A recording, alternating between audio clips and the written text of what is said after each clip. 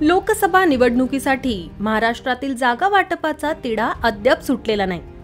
राज्यातील लोकसभेच्या 48 जागांपैकी सर्वच पक्षांनी अजूनही उमेदवार जाहीर केलेले नाहीत। येत्या काही दिवसातच जागा वाटपाचा तिढा सुटण्याची शक्यता आहे।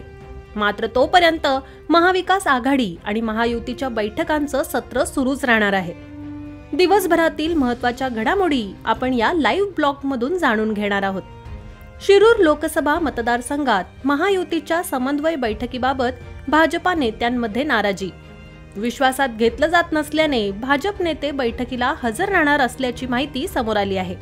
लोकसभा निवडणूक घड्याळ चिन्हावर होत असल्याने विधानसभा निवडणुकीबाबत भाजप नेत्यांमध्ये संभ्रम निर्माण झाला आहे।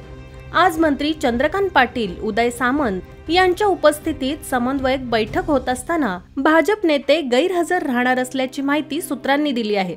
खेड आळंदी विधानसभेचे समन्वयक भाजपा नेते अतुल देशमुख बैठकीला गैरहजर राहणार आहेत, तर जुन्नरच्या भाजपा नेत्या आशा बुचके देखील नाराज असल्याची माहिती पुढे आली आहे।